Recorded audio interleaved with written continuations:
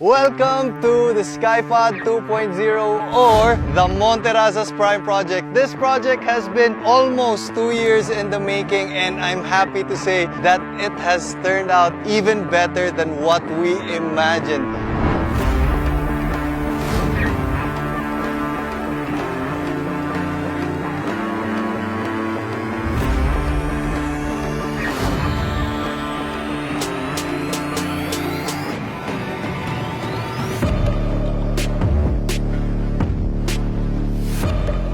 We started off with a minimalist design but Asian-inspired pa rin, and wala siyang fence. Very open, very welcoming, and parang may sense of community just because the house is as open as it is. But again, a very minimal design, and not only is it minimal, ang laki ng mga wow factors in all the spaces inside. I'm very excited to show you around. Meron tayong 4-car garage here, and it goes to a balcony with a fireplace. Mamaya papakita ko sa inyo. Pero this is what greets you the moment you enter the home. Check this out, guys.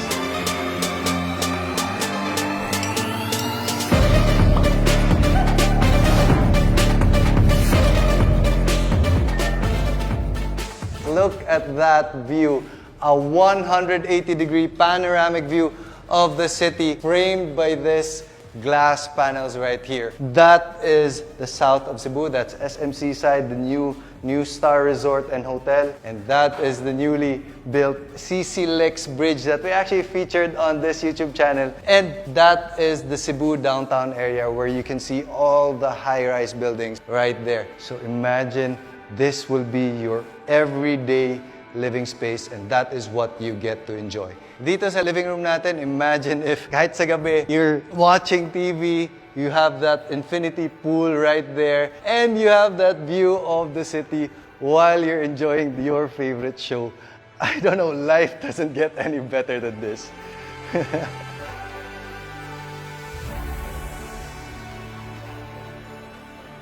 So this space, up to the kitchen area, is fully air-conditioned.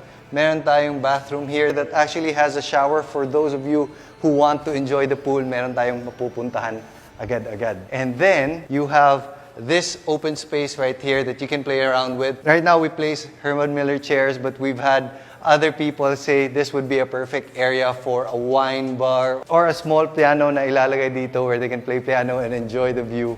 And then, ito would be a perfectly sized dining table. You can have it bigger if you want to. Pero this whole house is designed to be very open living, open planning type of design. So you can have your breakfast here while mommy is cooking breakfast here. She gets to enjoy everything that's happening around the house, from the kids playing in the swimming pool, the people watching their favorite shows, and this actually spills over to the outside. So very outdoor living tayo. A few details on the kitchen. This is a quartz countertop. We actually made a video about this na si quartz ang pinaka low maintenance. That's why we chose this. And then you're also enjoying these premium cabinetries from Mobile House naman to.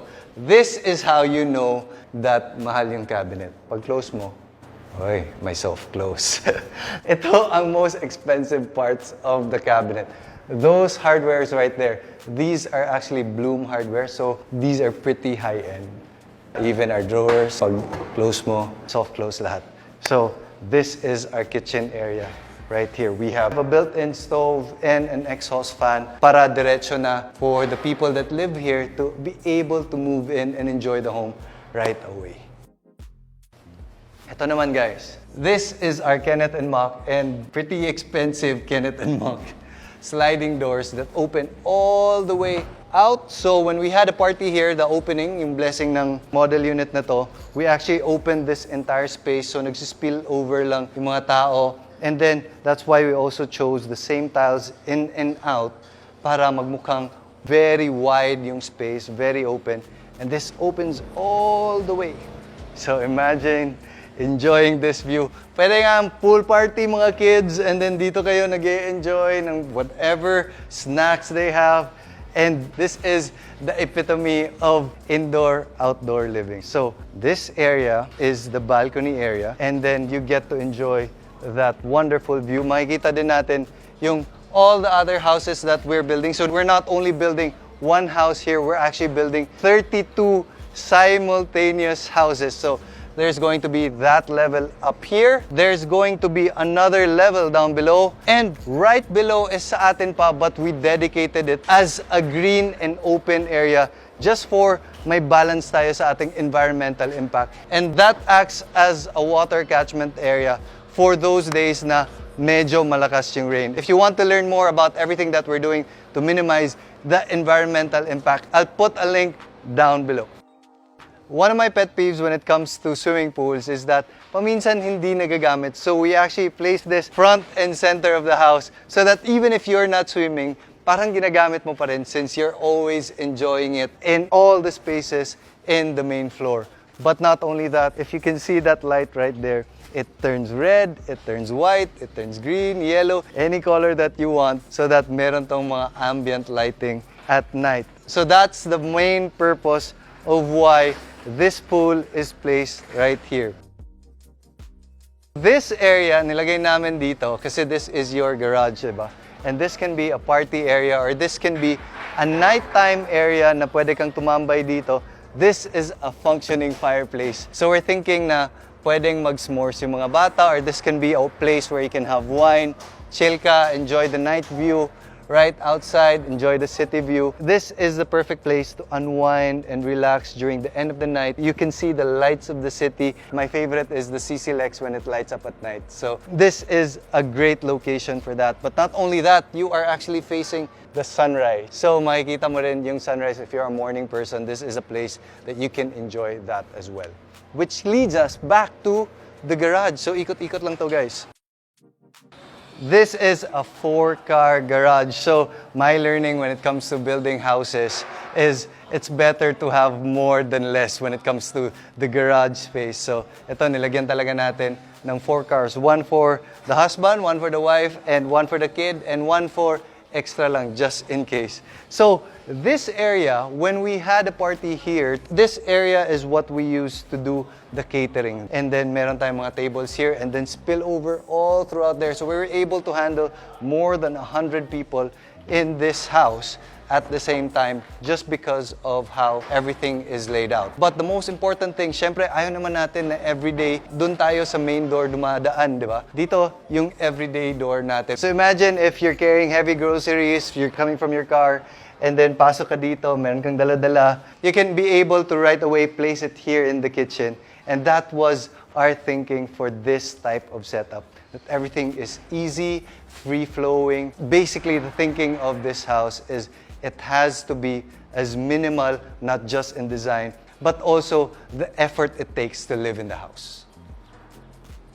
So this is your main living space, but this is actually a 3-story house, and I'll show you those areas in a little bit. Meron lang akong konting confession to make is that this is not my favorite time of day to showcase the house. This house, during the nighttime, transforms into something very different and very moody, and sobrang ganda ng entire space during the nighttime. We spent a lot of details when it comes to how the lights are lit at night. So we're using warm lighting all throughout the house. But not only that, we also even meticulously spent a lot of time choosing the right switches for this house. So this is the Schneider Avatar on A light switches. We like this because it feels like parang alam mo piano.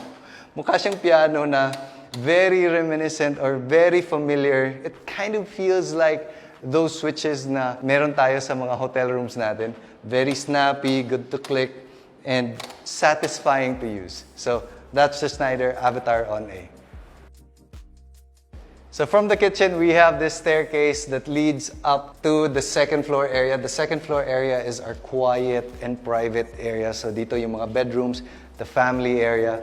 So as we go along, we have this beautiful wall that you can put family pictures, meron tayong railing, and we have lights throughout the staircase. This is especially important, especially during the nighttime. And you can also option in placing a chandelier right there, which also is kind of like framing the view of the city. So for this particular house, kita-kita natin si SM Seaside and the New Star Resort Hotel. So, ito yun. This is the second floor area.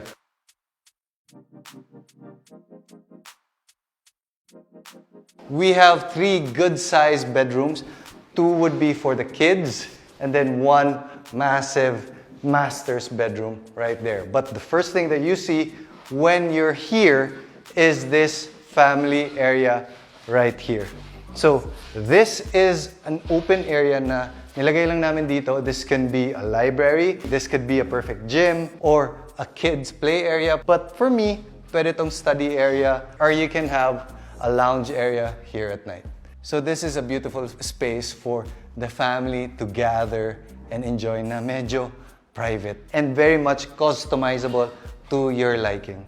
And then, now it's time to visit the first bedroom. This is the first bedroom that we get to tour. And turn on ko lang yung lights. Ayan.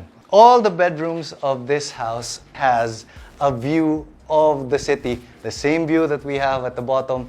Meron each and every room in this house. But that's not all. This particular bedroom has a view even while you're showering. Hindi pa namin natapos yung partitions here lang, pero you can actually take a look at the outside where you can have a view of the city while you're showering. Nilagyan natin ng sun baffles just so that hindi dire-diretso yung mga kapitbahay mo na nakikita ka. But another option would be to put up planters right outside so maka-cover to ng plants if you're really not that confident na baka may sisilip. So, lahat ng mga showers natin, hindi natin ginagamit yung naka-built-in sa wall. We wanted those that are outside of the wall. The reason for that is mas madali to i-repair just in case something goes wrong. So this is a deliberate choice. So for the flooring naman, we are using Pergo. These are very much maintenance-free type of wood laminate. This is the exact brand that I'm using for my own home. And this is a high-end brand that we're using all throughout the second floor. Okay, time to view the second bedroom naman.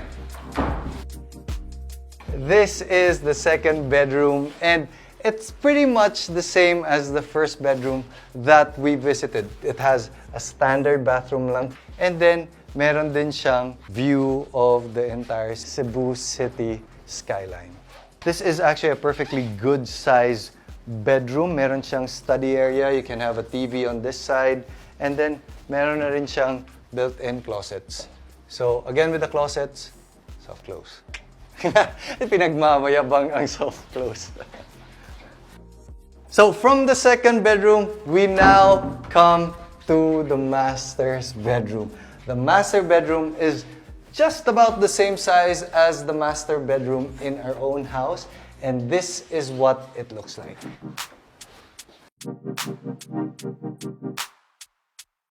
We still have the same Pergo wood laminate. We even have this marble right here from Eurasia. If this looks familiar, this is the same type of marble that I'm using in my own house. And this is about 40 square meters big.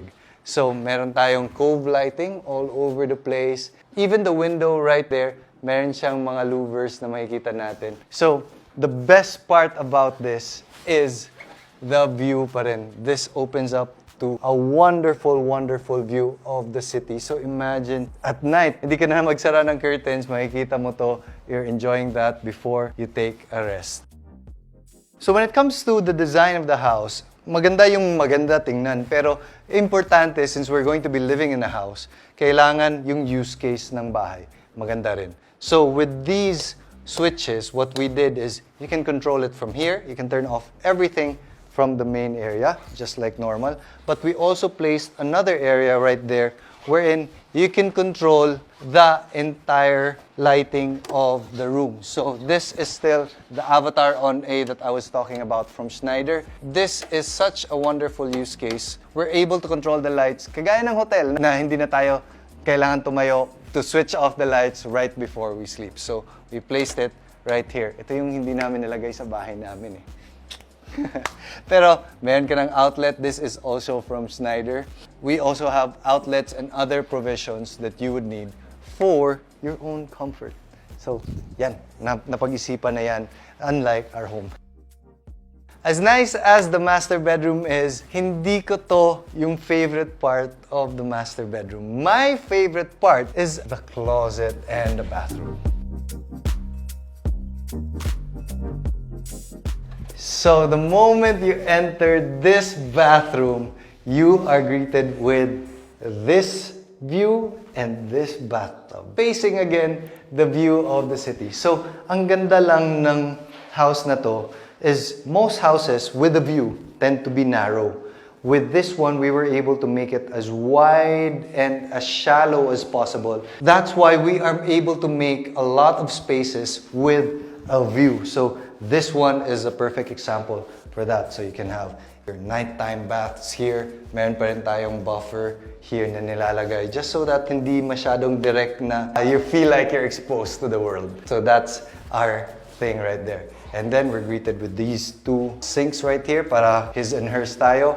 But not only that, check this out. This is the makeup area. Walk-in closet, his and hers, makeup area. So this is also touchscreen dito. So yung mirror natin lights up whenever si Mrs. nagme-makeup or just a vanity area.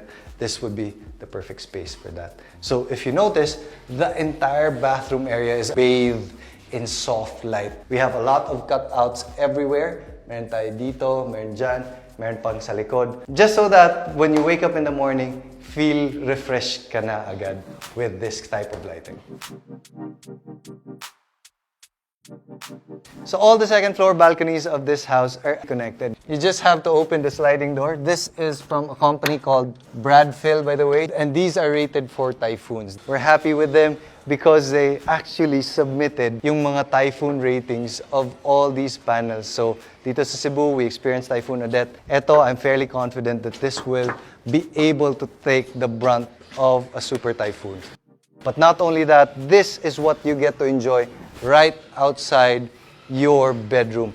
These second floor balconies are connected all the way. So, pwede akong bumisita sa anak ko dito or my brother right down the hall. Syempre, if you don't want to connect everything, there's always a means to that. We can place in planters right here or dividers na soft dividers right along the bedrooms. So, ito yung layout of the second floor space. The main reason why we did a balcony here, pwede naman hindi namin lagyan ng balcony, the main reason is it's very hard to clean the outside glass if walang balcony dito. That's why nilagyan namin dito so you can clean this side, you can clean this area also without having to put up huge ladders or scaffolds just to be able to reach these panels right here on the second floor. Okay. So, tapos na tayo dito sa second floor. And I mentioned kanina that this is a 3-story house.